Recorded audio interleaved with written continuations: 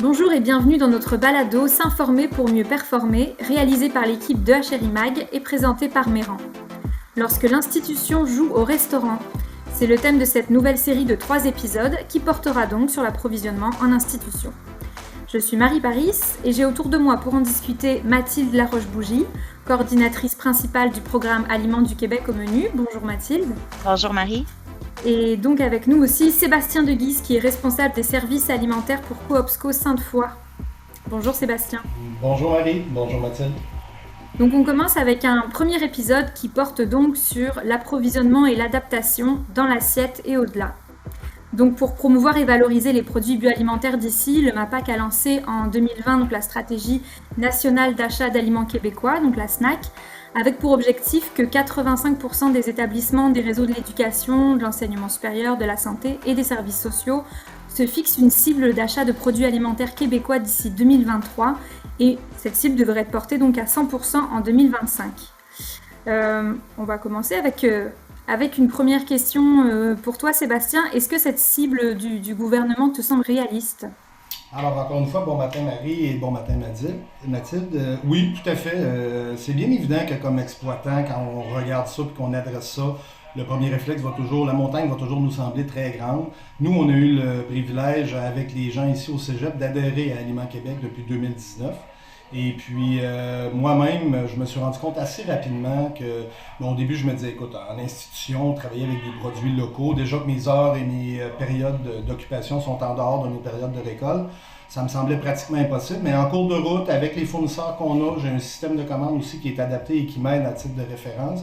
Donc, tranquillement, mais sûrement, on a adhéré et on s'est rendu compte que oui, effectivement, c'était quelque chose de possible dans le type de restauration qu'on effectuait. Donc, c'est de la façon qu'on l'a abordé tranquillement. Nous, la certification qu'on a eue, c'était 50% des assiettes au menu table chaude.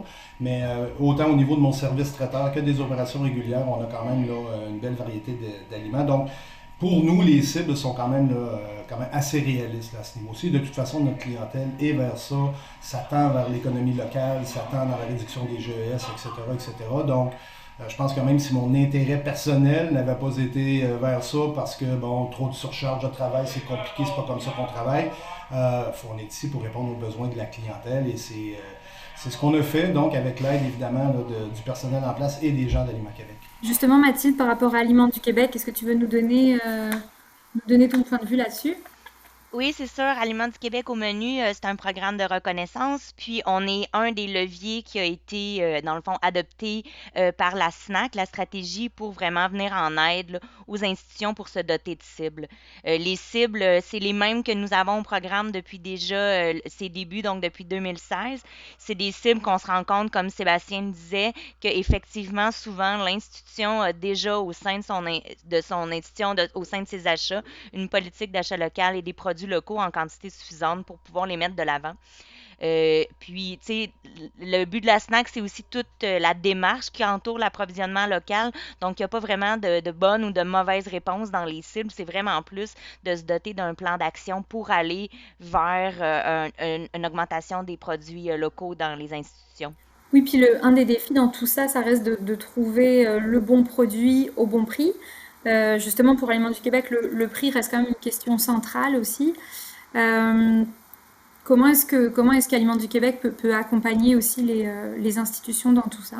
C'est ça. Au niveau du prix, c'est une question qui revient souvent, tant au sein des consommateurs avec les produits locaux. Est-ce que les produits locaux coûtent vraiment plus cher? On a commandé une étude, il va y avoir les résultats justement sur cette question-là.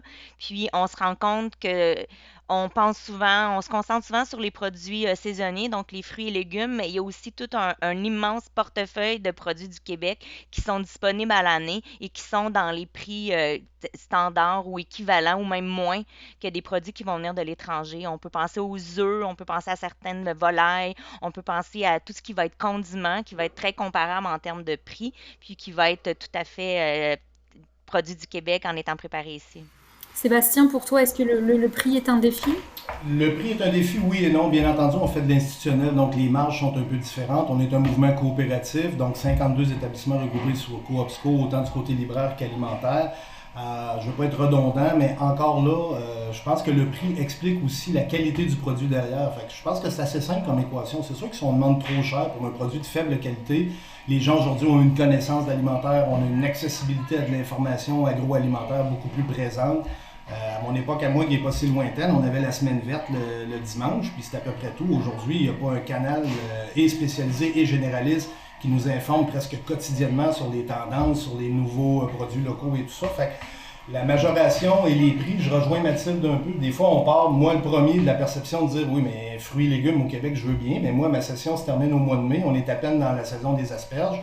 Et oui, je peux profiter un peu au mois d'août et au mois de septembre, mais ma corrélation de prix, moi, s'explique par la qualité du produit qu'on offre, par les attentes qui sont faites autant dans mes opérations, soit dans mes états financiers et tout ça, mais je me répète, moi je pense que quand on offre un produit de qualité, les gens vont être prêts à payer le prix en conséquence. La disponibilité, moi j'ai le privilège, étant dans un mouvement fédéré, on a des ententes réseau, ça peut nous aider un peu aussi, mais dans des plus petits volumes, je l'ai connu à l'époque où j'ai travaillé dans Charlevoix avec Éric Bertrand qui est un de ceux qui a créé la route des saveurs là-bas et tout ça, et parfois quand on travaille en amont avec les producteurs, que ce soit des micro-producteurs ou un petit peu plus grands, ils sont capables de prévoir nos besoins d'opération, ça se fait pas en claquant des doigts, mais en travaillant un peu en amont, dès la première année et demie, on est souvent capable de s'approvisionner de cette façon-là. Fait que pour nous, le prix, oui, restera toujours un enjeu, mais je fais de l'institutionnel, donc c'est bien évident qu'il y a certaines coupes de viande qu'on n'a pas ici parce que je me dois de garder un prix là, quand même abordable, mais je me répète, malgré ça, malgré les beaux résultats qu'on a dans nos états financiers, on a facilement 60 à 65% de nos produits qui sont des aliments du Québec.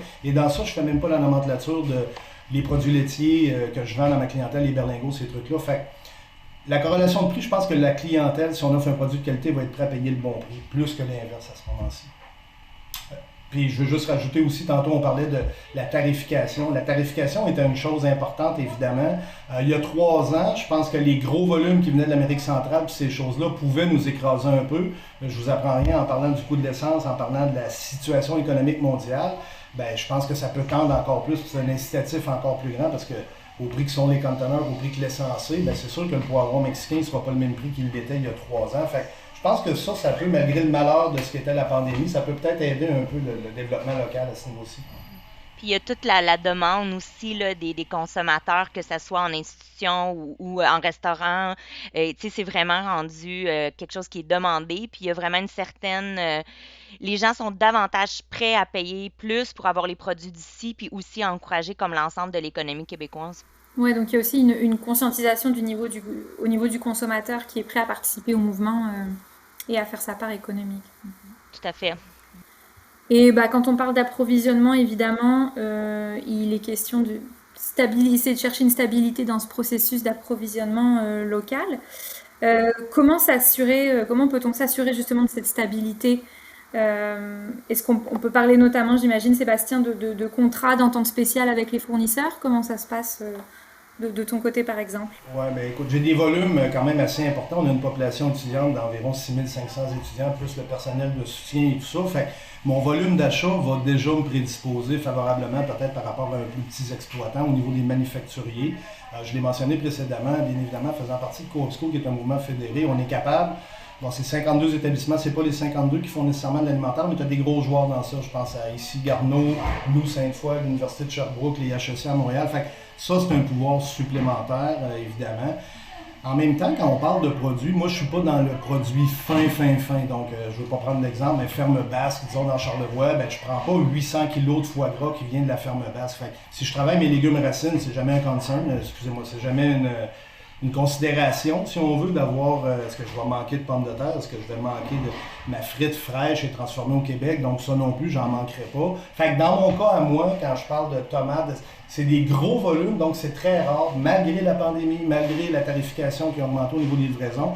Dans la majorité des produits que moi je prends, qui sont la protéine aussi, des choses comme ça, j'ai pas eu tant de difficultés. En tout début de pandémie, oui, quand ça a été presque fermé, là, 2 mois, les usines de transformation de production, mais je vous dirais que depuis la dernière année, quelque part en octobre-novembre, dans mon champ de spécialité, dans les produits que moi je prends, j'ai pas vécu tant là, de manque de produits de cette façon-là. Moi, j'ai eu des échos qu'il y en a eu quand même pour certains, mais qui étaient habituellement capables de venir chercher un complément où ça les amenait à être un petit peu plus créatifs dans leur recette pour compenser avec un produit du Québec qui était peut-être pas disponible pour un autre qui l'était. Puis, tu sais, c'est vraiment une question d'habitude puis de relation avec ses fournisseurs aussi. C'est ce qui permet vraiment bien là, de garder une certaine stabilité dans ses produits. Puis, tu sais, les entreprises, elles aussi aiment ça, la stabilité dans les achats, donc d'être aussi très transparent avec son fournisseur, avec son distributeur. Ça permet vraiment d'avoir une stabilité dans les produits, la disponibilité puis les achats. C'est déjà la fin pour ce premier segment donc, consacré à l'approvisionnement et l'adaptation. Je vous suggère de nous suivre et de venir écouter le deuxième segment dans lequel on va parler de mise en marché et notamment des outils qui nous soutiennent là-dedans. Donc à tout de suite, merci.